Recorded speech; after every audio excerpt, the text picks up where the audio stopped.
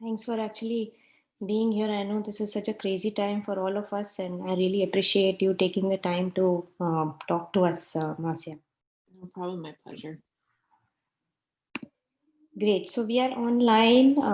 Thank you, Marcia, for joining our conversation today. And just wanted to introduce you and also thank you profusely that this is really a time where all of us are very, busy. It's too many things going on in our heads, and but this is also a very opportune time to think about climate education, climate change education. So really appreciate you taking the time.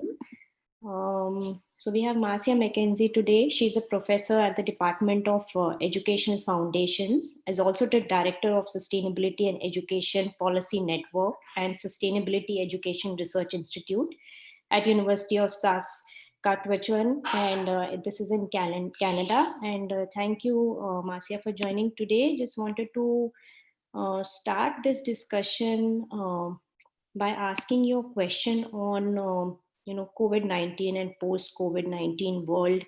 We see that there are so many issues that the schools will be dealing with, and now to integrate climate change education or environmental education into the curriculum, do you think we are being too ambitious as much as we want to, but this is really not the time? Or should we see how it goes? But then again, environmental education is not really a priority in most places. So how do we work out this dilemma? hmm Yeah, thanks for the question and a pleasure to be here. Thank you for the invitation. So I think we definitely need to be addressing climate and environmental issues in K to 12 education, absolutely, and even more so. I think the global pandemic is another sign of why it's so important to do this. Increasingly, I saw just on Wednesday there was a World Wildlife Fund report that came out linking the rise in the numbers and severity of pandemics with environmental issues. So loss of habitat for animals, as well as seeking animals out, and the loss of habitat is related to climate change as well, and how those factors are responsible for the rise, the increasing frequency and severity in pandemics that we're seeing. So if anything, this, global pandemic should be another kind of wake-up call for us that we need to address climate issues as well as other environmental issues as well, for, among other reasons, for human health and well-being. So absolutely, I mean, but certainly I understand the concern that schools are now juggling how to, can they be in class, back in class, what does it look like, and all of that. So to think about doing innovations in curriculum or, the sustainability of their facilities or those sorts of things can be a challenge. But I think we've also heard from different leaders. For example, Jane Goodall was speaking about this, that, and others, if we don't come out of the pandemic, this is an opportunity for us to shift things, and we're already making changes. So let's transition to a greener society, greener schools at the same time as we go back. So rather than going back into business as usual, let's take the opportunity to make the shift that we know we need to make in order for human life to be, and planetary life to be sustainable going forward. I completely agree with you. And we've been saying that, environmental education needs to be connected to our real lives. And this pandemic is affecting our real lives, and it has taken over our real lives. And so if we now do anything with curriculum, it has to be reflecting our real life, which is this pandemic, and it has major links to loss of biodiversity. So I feel that this is really the opportune time, and we should not treat it as like a secondary topic, and think about how we can rework environmental education, bringing the real life issues, which is also COVID-19. So I thought that this was opportune time, but as well as it is also, as you mentioned, it is also challenging for the teachers to reinvent everything. But as you also said that this is the time to reimagine education. And if we can, find a way of reimagining how we have been doing climate change education or environmental education in our classes, this probably would be the Mhm. best time to actually do this. Yeah, Okay. and it also followed right on the heels of a year with, all the school strikes and students around the world calling for action on climate change. So I think even though a lot of those students have been out of the classroom this year and the school strikes have, haven't been able to proceed in the ways that they would have otherwise probably, I'm sure that those will come back and the urgent call will still be there from students and youth once class is back in. So I don't think they'll have forgotten. Yeah, it's very hard to forget, all those strikes, and hopefully it will go on. So my next question is regarding you've done extensive research on environmental education and education, for sustainability in schools in Canada as well as globally. And based on your extensive research, I know, you've done this a number of years and you have extensive knowledge and expertise on the topic. So we really have the best person to, discuss this question. In terms of the research and policy gaps that you see preventing environmental education to be fully integrated into the curriculum and the classrooms, what do you see some of those gaps as, and what are your recommendations to overcome those gaps? Mhm. Sure. So a couple of things come to mind from some research that we did on schools undertaking climate action across Canada, as well as some other research we've done on climate specifically, but also I think it relates to environmental issues more broadly.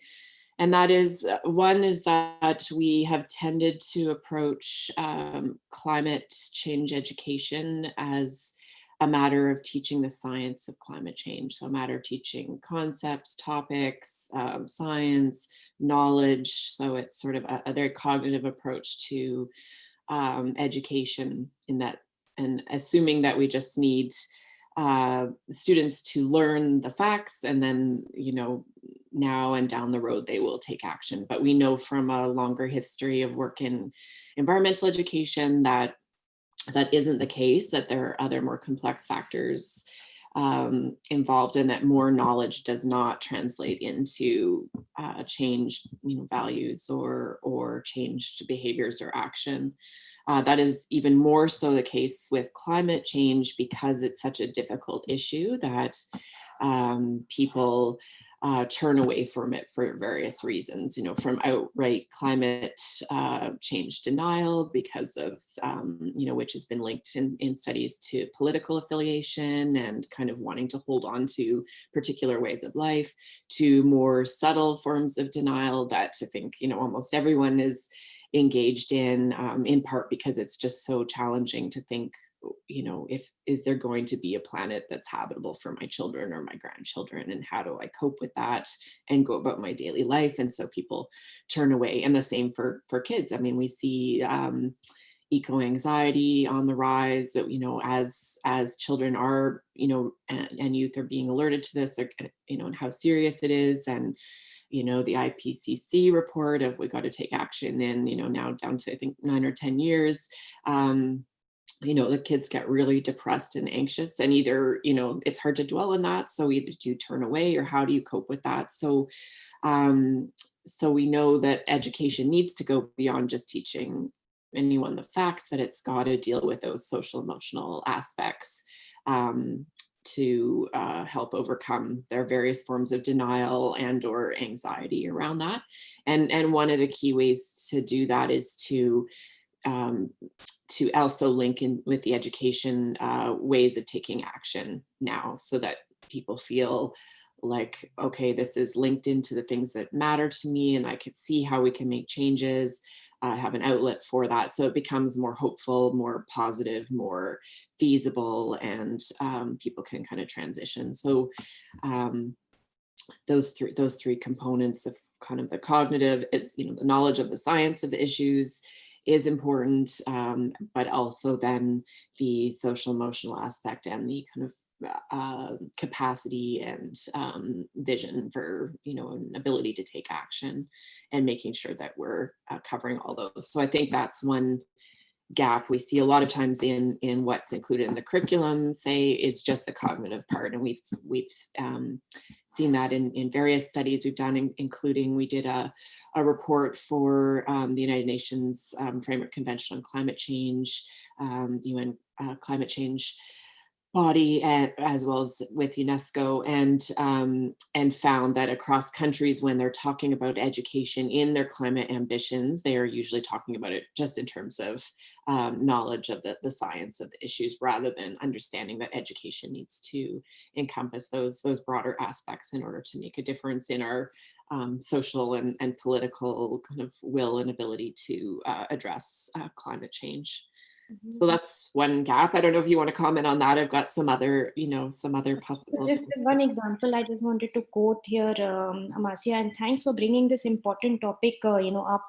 I'm from Bhopal when we had this 1984 gas tragedy, and our science books at that time were full of scientific facts. It was all about, which gas was released, and so I had to memorize the gas, and there was all these fill in the blanks, and so all the scientific facts I still remember those, but there was nothing on, like, there were so many kind of injustices, climate, or this was a big disaster, and there were so many injustices in terms of who got the compensation, who didn't, and our entire town was, completely all on the roads protesting. There were women groups who were protesting, but the books didn't carry it, because it was also such a tricky topic to deal with. Should we go against the state? The books are made by the state, so how should we deal with, so, injustices, climate injustices? And as you're correctly saying, that if we don't take the holistic approach on, climate change, then it doesn't it's not doing the right justice to environmental education topic in general. So,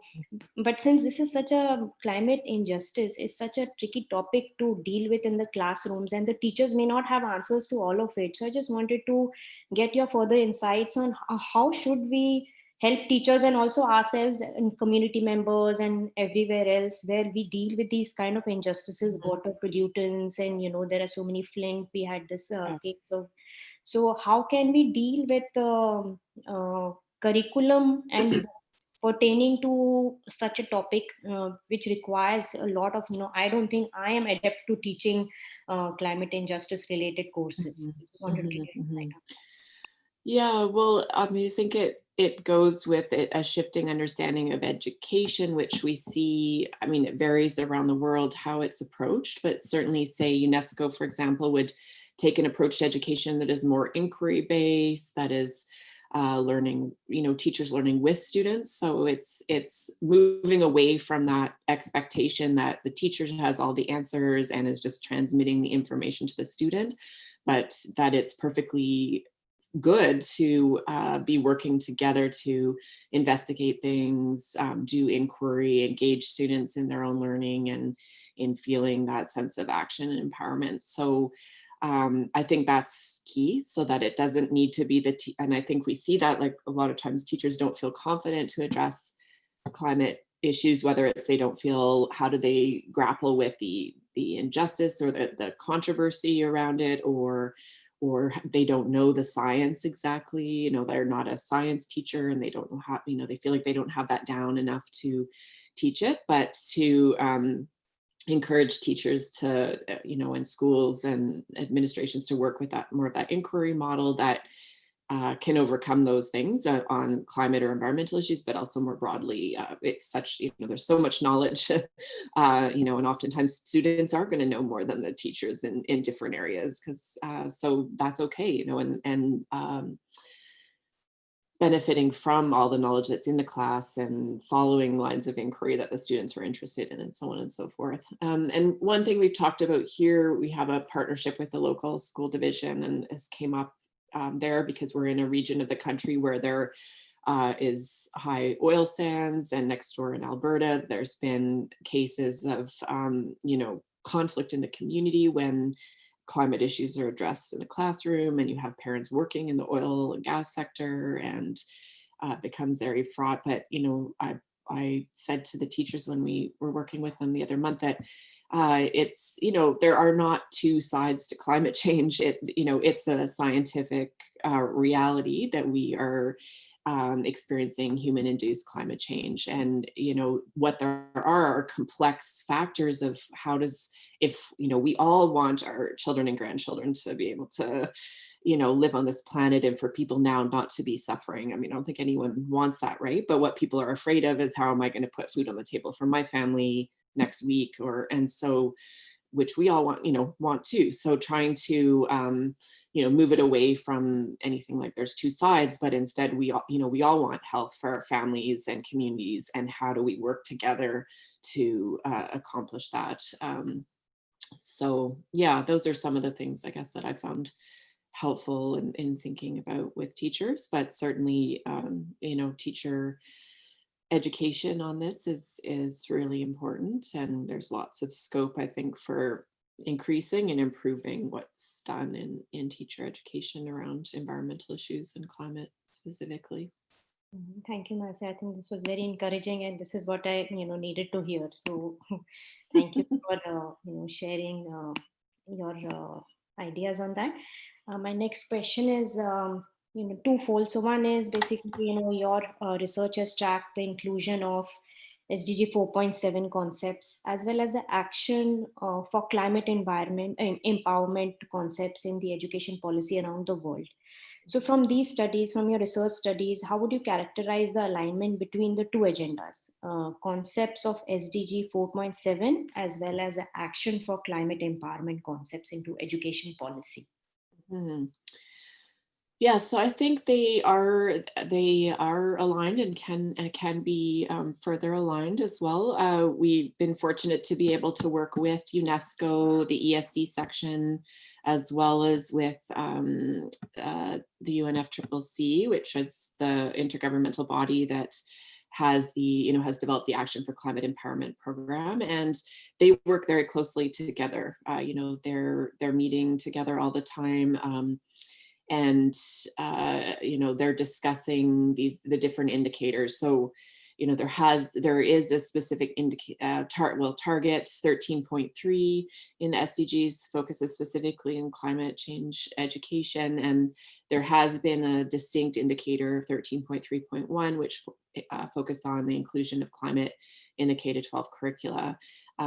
However, through those discussions and in the effort to do better global monitoring on this, my understanding is the decision has been made to have the 13.3 indicator align with 4.7, so which was already the case with the sustainable consumption indicator of 12.8.1, education for sustainable consumption. So now all three of the specific indicators in the SDGs that link education and environmental issues will now all be using 4.7.1 as the indicator. 4.7 is the target, and 4.7.1 I think is the indicator, though I think there's scope for other indicators as well. So I mean, all those discussions are happening at between those bodies, and there's practicalities to what can be monitored, I guess, and then also yeah, but they are in discussion and trying to align. So yeah, and certainly climate change education, or ACE, Action for Climate Empowerment, is encompassed within education for sustainable development or environmental education. It's part of that. So I think the 4.7 has a focus on ESD and global citizenship, so climate change is a part of that. So I think they align that way. But it also, there are specific aspects to climate change educations. When I use education, I'm thinking in the broad sense of ACE, so formal education, but also broader forms of communication, public awareness and participation, and so on. So, I mean,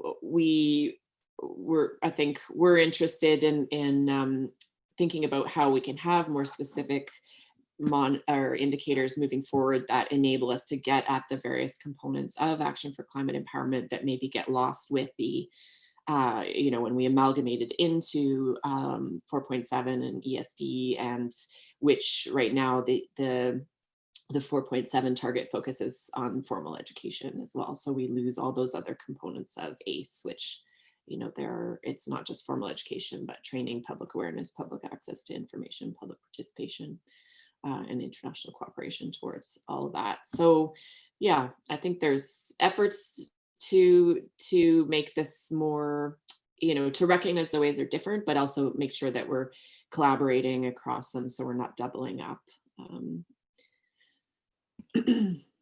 Actually, this is leading on to my fourth question on monitoring and accountability of accountability mechanisms for tapping into environmental education. Christina and I did this workshop on the 29th of April, Marcia, and this is under CIES. And one section was on monitoring and evaluation, and there were a lot of people who were saying that this is a major roadblock, including Christina's report, which mentions that there are a lot of weaknesses, and you are also highlighting some of them. So one thing that you suggest is to have those maybe broader indicators, not just focusing on, combining the different targets from various different, goals, SDG goals. So that would be one suggestion that I'm getting from your previous comment. But are there any other ways of strengthening this monitoring and accountability system that will help to measure learning outcomes for environmental education, or going ahead, not even just measuring outcomes, but maybe the processes? Or are we or do you think that there would be there's a momentum that SDGs have, and maybe it's late to measure those processes? Just wanted to get your inputs on systems. Sure. Well, I think a challenge in the UN agencies that are responsible for collecting data, say on the SDGs, is the resources to do so. So they're working with limited funding and limited human capacity, so they have to work with data that's already existing, and so what's been used so far for 4.7 is mainly self-reported data from different countries on how they're addressing ESD in in the curriculum, teacher education, and so on. So I think, one thing we can do as a global education community is to help develop better databases, data that can enable, can support, say, indicators and monitoring and tracking that goes beyond that already existing self-reported data. So as you know, because you're part of the team, we've just received some funding from the Canadian government to develop a partnership focused specifically on this question, or this issue, the Monitoring and Evaluation of Climate Change Education Partnership Project, so MEES for short.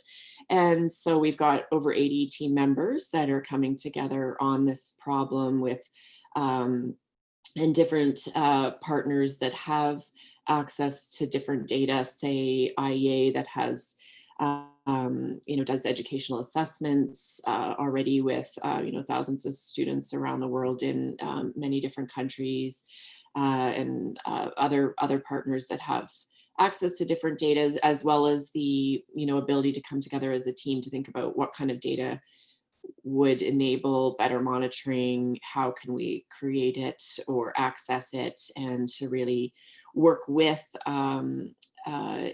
colleagues at UNESCO, at the UNFCCC to help address this challenge, so that with a goal that if we can have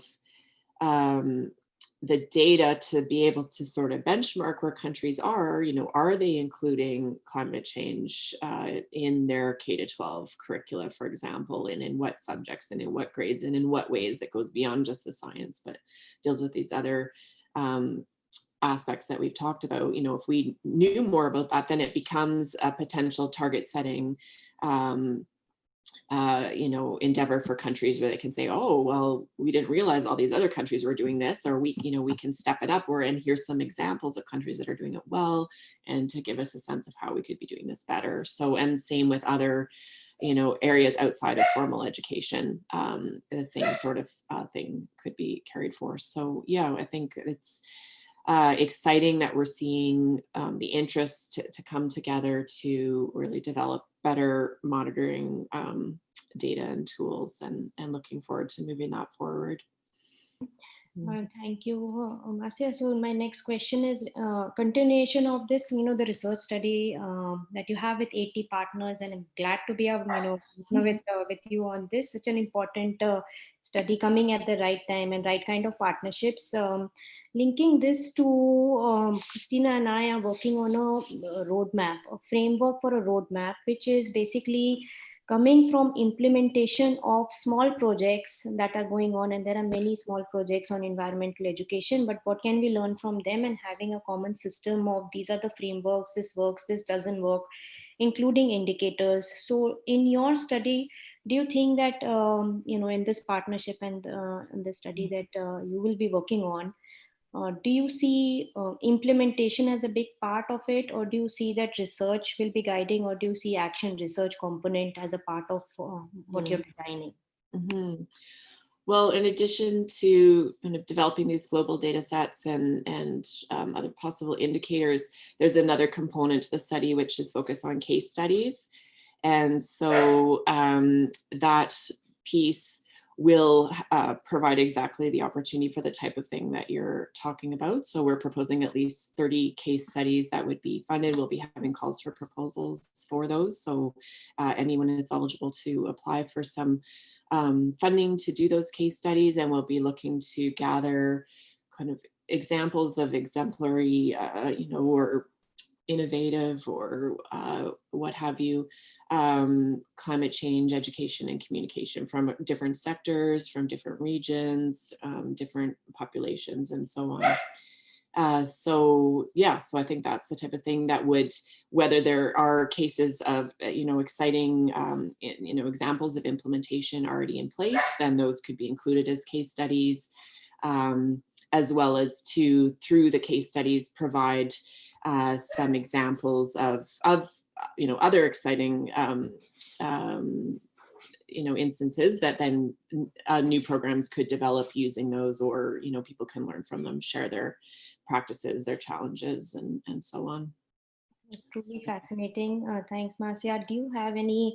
We'll wrap up our discussion. We can continue discussing, and because we are both passionate about this topic. But just wanted to see if you have any further thoughts on this area, climate education. What should we be doing? Should we have more collaboration between scientists and education people? What would we need, more broadly speaking? Right. Well, one other thing I had in terms of kind of gaps in policy that maybe I'll mention. I know, maybe I'll introduce it with a story too. Is my daughter, who's 14 in her class this year, they early in the year, they were advocating to go to the climate strikes, and they did a presentation to their teachers around, look, we really want to go, this is why this is important, and so on. And the teachers finally agreed and said, okay, yes, we can make the links to the curriculum, we're going to go to the strike. But then the school division, the body for the city, stepped in and said, oh no, you can't go to the climate strikes as a class, this is too controversial, too dangerous, and so on. And so, but it ended up being an opportunity, because we, as a parent who researches in this area, I ended up writing to the school division, and I think the superintendent was really well-intentioned and supportive of taking action in this area. So we ended up meeting and having these discussions, but the angle initially was like, okay, well, what can we provide to the students? Like, oh, maybe we have a gardening program or more education around climate change. And, through the discussions, we were able to say, well, actually, I don't think, what my daughter and her friends want is not, they are not wanting more curriculum on climate. They know it's an issue. What they want to see is their schools and their school division taking leadership on this. And so I think it's really important when we're thinking about change in K-12 systems, that we're not just talking about what's happening in classrooms for children and youth, that it's not just a curriculum, but it's a broader picture. And so that a whole school, a whole institution approach to sustainability or environmental issues is really important. So that means that it's, yes, what happens in the curriculum or in the classroom, but it's also what's the footprint of the schools and the school division and the school system. So, like my daughter and her friends, they want to see solar panels. They want to see, their school leadership prioritizing this. They want to feel the system change happening in their educational institutions, not just that they are learning that this is an issue, right? They want to see the action. So that operations piece, the community engagement piece is important. So the partnerships, so working with municipalities or, the action where students can take action and schools can take action. So that's the third piece, is that community piece.